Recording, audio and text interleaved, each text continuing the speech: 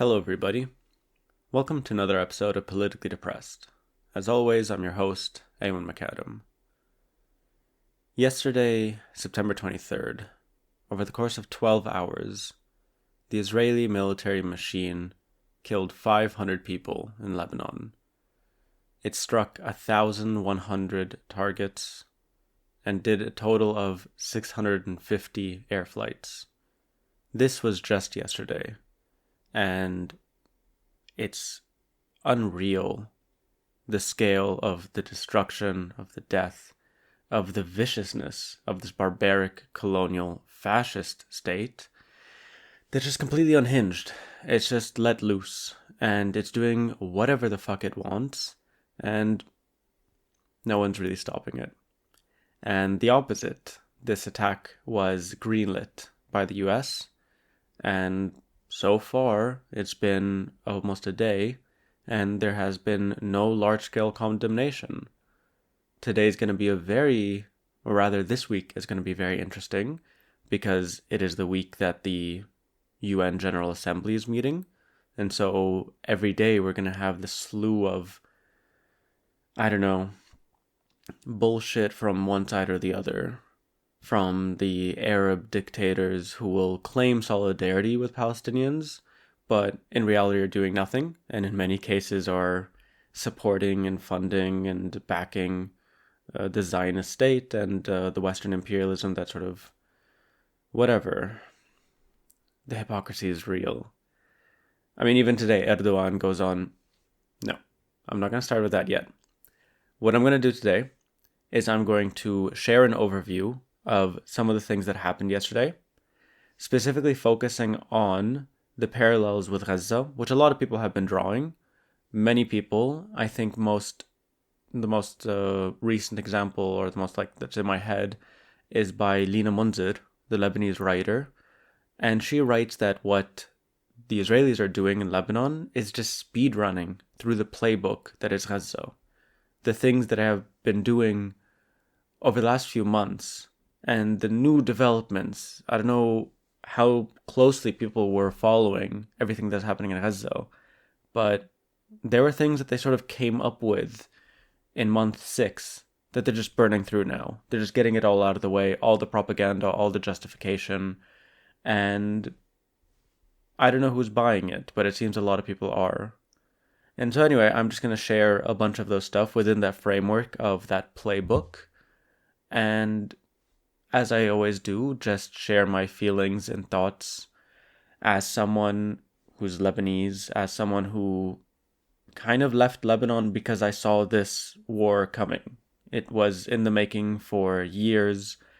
It is not the first time that we have Israeli politicians and ministers going on TV openly saying that we will destroy Lebanon. We will send Lebanon back to the Stone Age, posting pictures of Beirut and saying, this is the before. We've seen this for years, and that kind of whatever rhetoric has been building, but with it, just a lot of stuff.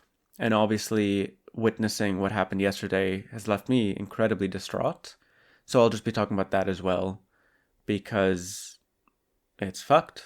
It's absolutely unbelievable. I'm kind of in shock, and it's just not really getting in my head. I mean, the numbers even, but the scenes and then the stories and what I already know about the South, what I already know about our history, what I already know about what the Zionists are fucking capable of, what they have already done. Again, not just in the South, obviously in Gaza.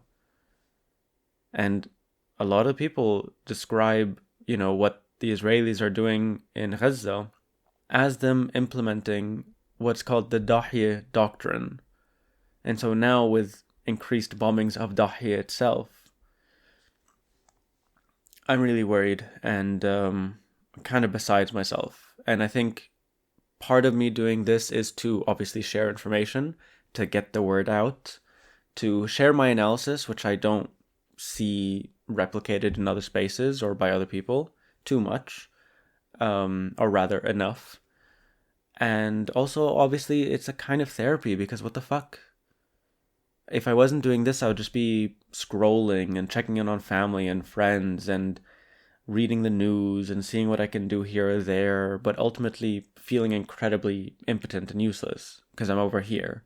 And even if I wasn't over here, even if I was over there, I'd feel incredibly useless because I'd literally be like I was in the last period, just kind of crippled in bed.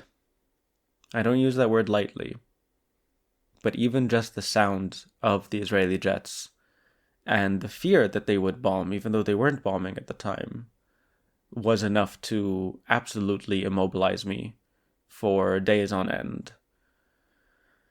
Anyway, so let's start with yesterday. It all started at 8 a.m. And obviously, there's a background to all this. This isn't completely new. The scale of it is incredibly new.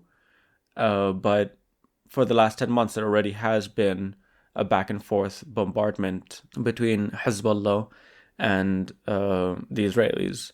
And there's been the sort of what's described as the rules of engagement, which is there's only certain areas and sort of extents and sites.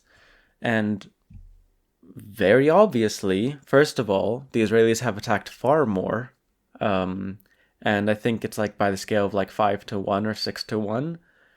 The Israelis also have constantly been pushing what is called the rules of engagement by attacking civilian targets and medics and journalists. And for the most part, like, I don't know the exact numbers, but definitely just having like witnessed it and experienced it, seeing it on the daily, Hezbollah have not been attacking civilian targets. Nowhere near as much as the Israelis, at least. And even still, I mean, I know in the last couple of days they have attacked some settlements, but it's mostly military targets. It's mostly infrastructure. It's mostly like the Iron Dome or an air base or something like that. But anyway, so there's been kind of a tit for tat, but also, yeah.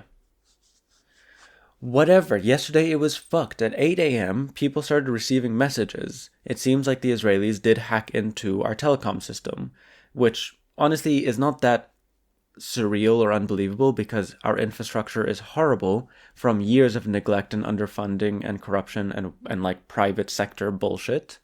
But so they hacked in, they sent people messages saying, flee your homes. Flee anywhere that's near a Hezbollah site. And they started bombing. They didn't give people any time to flee because, as we've seen in Gaza, again, what I'm going to do is go through what is called the playbook. And so I'm pulling out bits and pieces of that playbook that we saw all condensed into a few hours yesterday. So first it was flee any areas that are Hezbollah. Bombing at a sporadic, I think the first wave was in Baalbek, which is the sort of northeastern or like eastern part of Lebanon. For those that don't know, actually, I like saying this because it's just a kind of interesting piece of geography knowledge.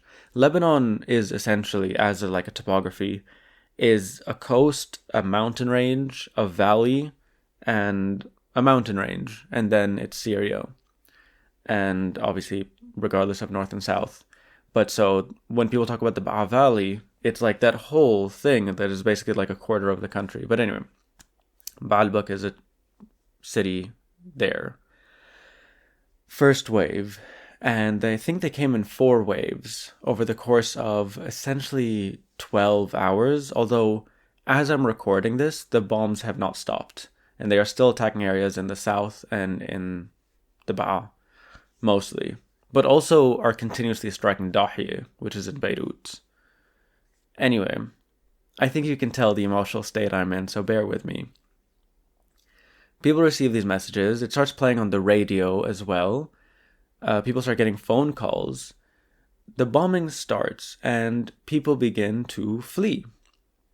And again, as we've seen in Gaza, which is part of the playbook, once they tell people to flee, and people do start fleeing, and they start bombing them in order to, kind of, this is the Israeli tactic. Do something so outrageous that people, I don't know. That's definitely what happened in 1948 with Deir Yassin. But regardless, they start bombing the roads in which people are fleeing in. They're it's the cruelest, most vicious, most violent and criminal act to force a population to flee and then bomb them as they're fleeing. But regardless, we've seen this before, and the Israelis are just happy to replicate it in Lebanon. But also, it comes with a lot of the rhetoric that anybody who's still there is functionally a terrorist, is therefore just a target in their mind, a legitimate target. And so when they say flee Hezbollah areas, and then they also say that anybody there is indistinguishable from Hezbollah, then everybody is a target, and that is what they've done.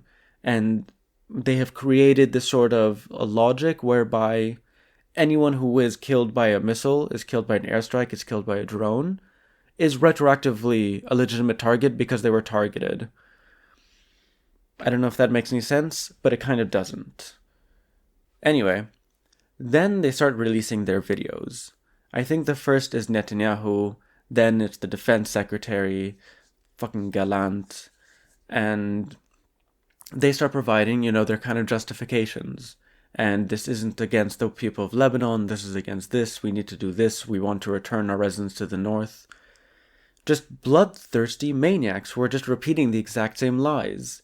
The exact same word-for-word lies. Replace everything they've said about Hezbollah and Hamas, and it's the exact same logic. It is the exact same bullshit. It is the exact same excuse to essentially do ethnic cleansing, to just do wanton murder. And anyway, I really just can't wrap my head around what happened yesterday. And anyway, with that comes new threats. And it really seems that the Israelis are pushing for a kind of reoccupation of the South, which is absolutely fucking bonkers. It's insane. Anyway, they also released a video, which again, we've seen before, an incredibly ridiculous 3D rendering video that's meant to show the insides of houses. There are huge ballistic missiles and tanks and trucks, and it's just nobody in their right mind can believe this. This is the stuff of absolute trash Hollywood, like just D-rate film bullshit when you see it, because it just makes absolutely no sense. How the fuck did they get a ballistic rocket? And then this language of, what did they say? Fuck, there's someone else that released a tweet. Again, these are all high-ranking officials. I'm not talking about the dregs of Twitter. But he claims that the Lebanese have a kind of, or specifically the Shia of Lebanon, there is going to be a lot of focus on the Shia as like a people, and they, anyway, have an additional revenue stream by renting out rooms that are used as weapons depots for Hezbollah. Like, no, that's so ridiculously dumb. And after that came out, someone else wrote, I found a really interesting tweet showing parallels between that kind of imaginary, that kind of imperialist war on terror imaginary, which is also just very Islamophobic and racist and Orientalist, of that room. So apparently during the invasion of Iraq, they would talk about that people had that room where they would torture people in their house, that every Iraqi house had a torture room or an abuse room. But anyway, so that's another part of the playbook, which is, again, to just expand the very concept and notion of a target. If they claim that every building is Hezbollah, it's the exact same thing they've done in Gaza. Every building, every hospital, every school, every UN. They killed 2 UN employees yesterday.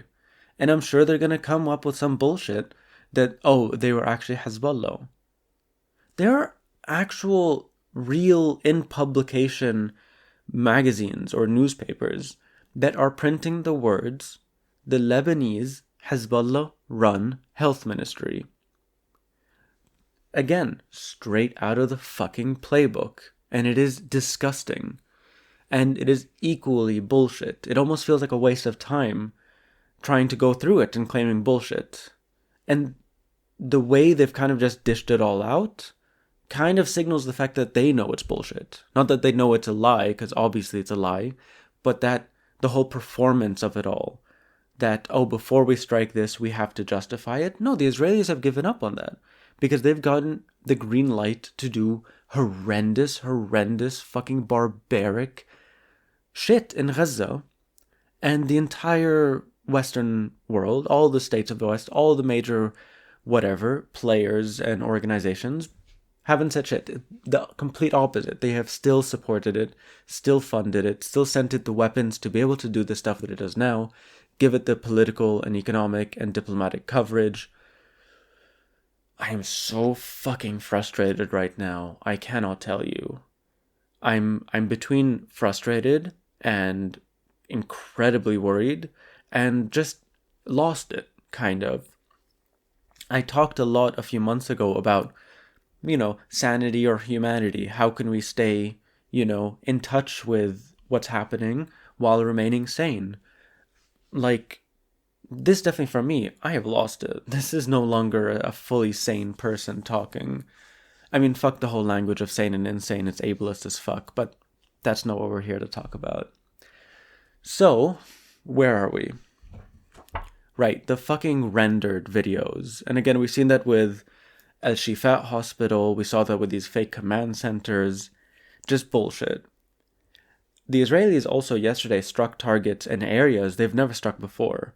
Areas which is it's all Lebanon. And so it's all incredibly illegal and fucked.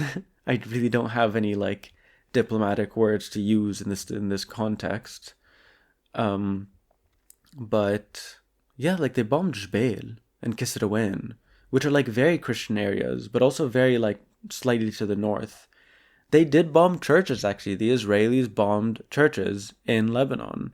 And I do think it's really important to note that, not because a church is more valuable than a mosque or anything, but that the Israelis will for sure use the language of we are against the Shia or we are against Hezbollah. Again, the conflation of that is also incredibly fucked. But what I'm saying is that they will say that they're coming in some part to the defense of the Christians of Lebanon. And there are some right-wing Christian political parties I know will. It'll be suicidal, and it was to a certain extent for them when they tried doing that in the 80s, but will be on board with that. They've bombed ambulances, they've bombed medics, they've bombed Beirut several times. All in all, they killed yesterday 497 people and injured thousands of others. And this is on the backs of a week of mass terror attacks. Don't forget, it hasn't even been a week since the pager attacks, since the walkie-talkie attacks, which is one of the most wide-scale terrorist operations that's ever happened. Ever. And I hate how it sounds, and it must sound to some people, or how obviously being very aware of how the mainstream media sound like a right-wing nutjob talking about the mainstream media, but the mainstream media is fucked. But yeah, the way the New York Times portrays this, the way that any of it, there is very little exception of it as a sophisticated operation, a targeted whatever, something out of a James Bond movie. 4,000 small bombs going off across the country at the exact same time. In supermarkets, in pharmacies, in cars, in people's homes. There is genuinely, a feeling of being gaslit by the world when you have such intense, traumatic, fucked up, violent, and illegal attacks in your country by this colonial, nuclear-armed superpower, essentially, and backed by the world's foremost superpowers. against the people. We don't have an air force. Our air force is good for like sort of turning off fires, but we've basically been disallowed an air force because like Israel's aerial superiority has been its main thing for the last 60 years, 70 years, and it maintains it. And it maintains it intentionally. And that's why in 67, the first thing it did is it bombed Abdel Nasser's air force and Assad's air force and whatever. God, okay. So let's see, is there anything else from yesterday? I mean, also, as I was saying, people fled their homes and people are still fleeing. And I haven't seen like the livest update, but the last I saw, people are still flooding in. There was traffic all night yesterday. And if nothing else, that signals the barbarity of the scale of the airstrikes, which I think it's hard to really get a sense of if you're not there, even from just the reports or some of the videos, because 1,100 airstrikes or attacks over the course of 12 hours, like a video cannot capture that. And the sounds, the vibrations, the spontaneity of it all, the fear of it all, it's so intense. And so people are fleeing. And because we essentially do not have a government, because our government is a failed government that is just absolutely useless, and there's no plan. There was no plan for these people. Anybody who had, and they knew obviously what was happening and what was going to happen, and anybody could see that it was going to happen. And once it did happen, people would flee. And there needs to be roads for them to leave. There needs to be places for them to stay. So far, there has been like almost a complete government inaction. I mean, and what's happening, as always happens, is people are opening up their homes.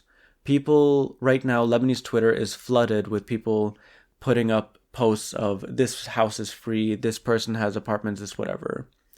And I know schools have been opened to allow displaced people to shelter, but like there wasn't this large scale preparation.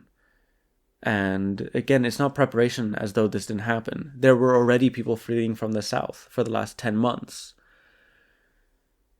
Anyway, that's a whole other rant, but it's very much so related because we are talking about being attacked by this unhinged power, and that has almost complete immunity globally, internationally, and there's not really any plans for us. Sorry. I know I can't speak fully just as myself because I'm here, but there's no plan for people leaving. There's no plan for people to shelter. There's no plan to help them sustain themselves. Again, this is in the context of 4 years of economic collapse, which it's the same political parties, the same elites, the same fucking bullshit actors that caused this economic collapse, that have let it go on and in many ways made it worse. And so all this happening at a moment of such intense collapse is brutal, and it's just unreal, and it's unfathomable, and really genuinely the only thing that people have is each other. And so it's very heartwarming to see some of these videos of people sharing resources, literally hands, like there's a photo that came out of 2 cars, 2 hands, 2 water bottles, one guy's filling the other person's water bottle, and people handing out food to people that are stuck on the highways.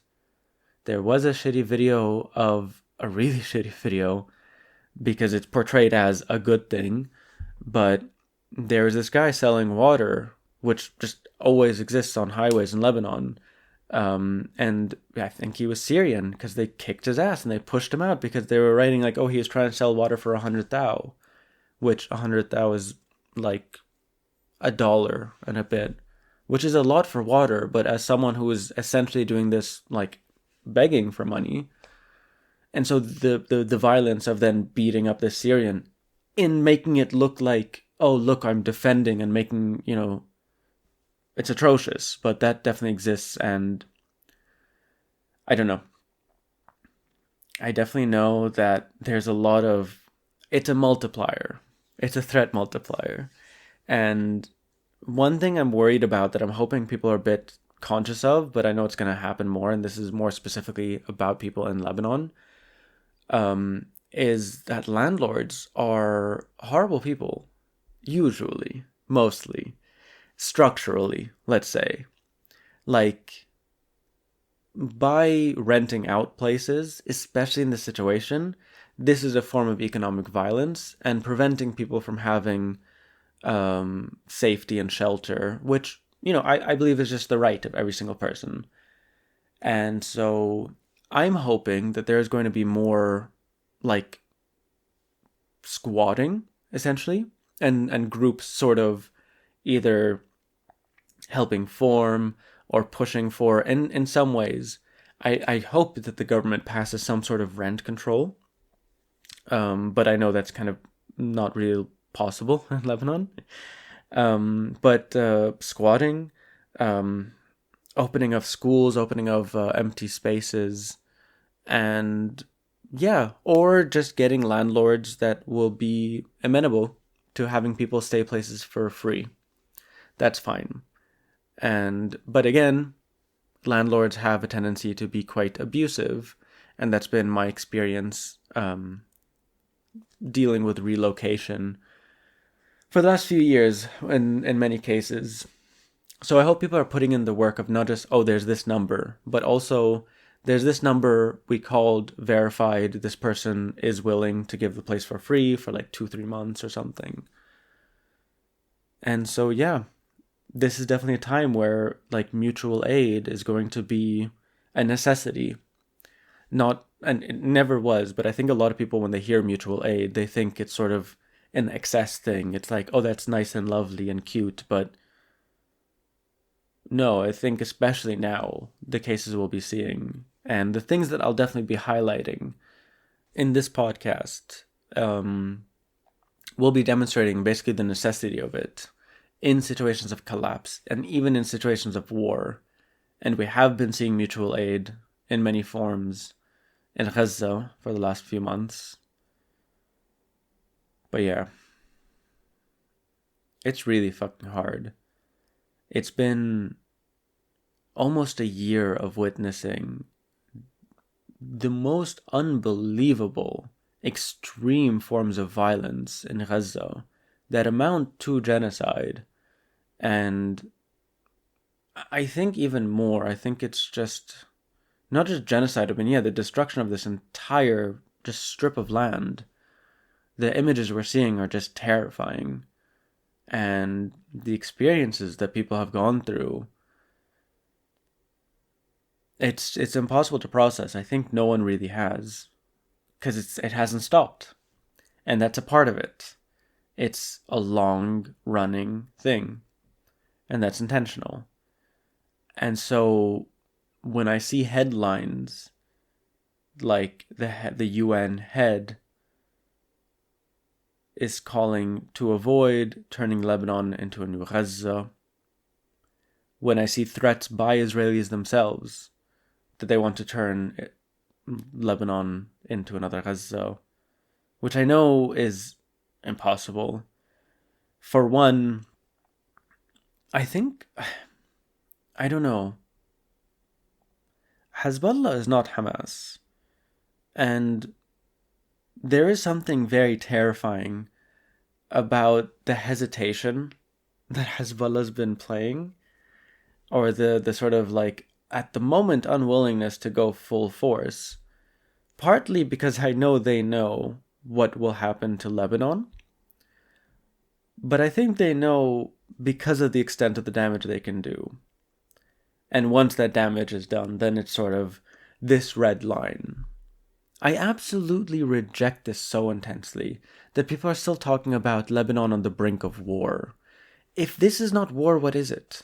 If this is not war, what is war? The Israelis have killed in the last 2 days 560 people. And they have driven tens, if not hundreds of thousands, fleeing. 650 air raids. No, that was yesterday. 1,600 different targets. I really don't know. And it really does seem, and I think Maya Mekdashi wrote this, another Lebanese scholar, that basically the war will only be considered to have started by other people once Hezbollah properly retaliates. Once there actually is, and I mean, to be fair, and I should say, and I should have said this to begin with, or somewhere in the middle, that there have been attacks. There have been missiles launched from Lebanon by Hezbollah. Some of them to settlements. Some of them, actually, it's been the largest. I think only yesterday they reached somewhere north of Tel Aviv. I think they struck the outskirts of Haifa. But at the moment, it does mostly seem. I mean, I don't think anybody has actually been killed by these airstrikes. I think mostly it does material damage. And if there are actual sort of fatalities, they're military. And yeah, I think there's another thing that I will be bringing up whenever I talk about this. Laura Bitar, the Lebanese journalist, wrote a tweet that the question isn't, should Hezbollah have opened up this support front and essentially fired rockets in support of the people of Gaza and to pull away some of the resources from their, The question is, why has no one else stood up? Why has no one else opened up another front? And here and she's obviously, in part, obviously there are other fronts, but not really, like the Yemen front, Red Sea aside, but regardless, it's in lieu of any actual, proper mobilization, and here I mean of the UN or of anything else, or economic fronts or diplomatic fronts. In lieu, why haven't these been able to step in and stop what's happening in Gaza? That's the real question. I don't know. I'm deeply frustrated. And so I am just so deeply worried and frustrated and just, I don't know, uneasy in my body all the time. And I'm just so worried about what's going to happen and what already has happened. We saw this coming. This is, in many ways, a kind of logical conclusion of the state of Israel, of Zionism. The violence that it has created has created nothing but enemies, and only friends amongst the most morbid and war-loving and soulless entities. And for the entire region, it has just inflamed constant rage. Genuinely, the only reason there isn't more, in my opinion, more action within the region to stop this is because of the regimes that exist. And not only Saudi Arabia and the UAE, but even regimes like Jordan and Egypt, and to a certain extent even Assad.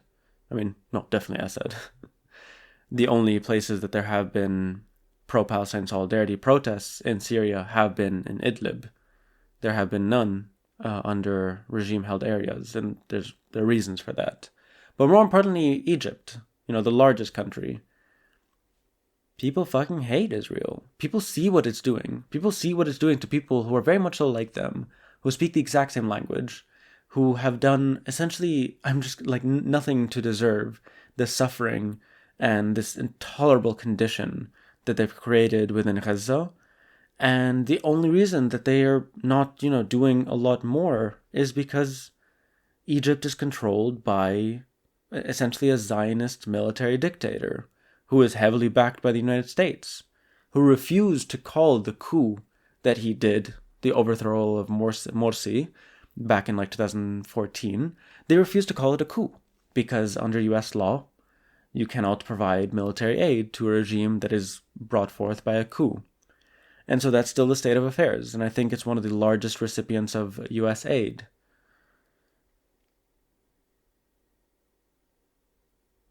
But so this anger exists. And it is widespread. And it will not be stopped by this sort of military actions. If anything, what Israel has done over the last 2 days is just... I think Israelis know this, and I think Zionists know this, that they are this constant catalyst for resistance against them. That their actions are so violent and obnoxious, and their very existence as this supremacist, racist, genocidal state. People will not accept it, and people have not accepted it, and this has been the case not just for Palestinians and not just for other Arabs, but very specifically in this case by Lebanese. I don't know. I'm definitely not doing okay. But it's fine, because none of us are. And like I said in the last episode, I'm probably going to be doing more episodes in general to kind of just get stuff out. To share stuff, but also to share feelings. To sort of publicly grieve and to hold space for other people. Because shit's hard. And honestly, again, most of the other channels, even the ones that are a bit okay-ish on this issue, there's kind of like a human quality. I don't know, and especially these last few months, I'm having a very hard time trusting people. Because I don't know, I've just faced so much fucking disappointment, especially the last few months. Of people that I thought I trusted and could trust. And here I am talking about online personalities. I keep my friends pretty close, and I pick my friends pretty wisely, I think. But yeah. I don't know. My video essay got 100,000 views a couple days ago. Literally yesterday. And there's no ability to celebrate. Or just be like, woo. But I really appreciate it. And I do appreciate the fact that people listen and people watch the show. And care about what I have to say. And I really appreciate all of you. And so, yeah. I'm going to do more of these because I think I've got nothing else. And I need something. Because again, like I said at the offset, otherwise I'm just going to doom scroll and spiral. And yeah. Anyway, I'm just going to wrap it up there. I'll probably do another episode tomorrow, after tomorrow. Let's see what... let's see what happens. For now, this has been another episode of Politically Depressed. As always, I've been your host, Eamon McAdam. If you like this podcast, there are a number of ways you can support. You can become a member of our Patreon. Links all below. By becoming a member of the Patreon, you not only get access to exclusive content, like my sub-series Keep This Between Us, but also you get access to all the other podcasts. You also get an invitation to the monthly hangout. And yeah, you help support this project, this podcast, and the project around it from the periphery. And other than that, I've got the tip jar, as always. And yeah, like and subscribe if you're on YouTube, and leave a rating if you're listening to this on a Apple podcast or Spotify. This has been another episode, and I'll see you all next time.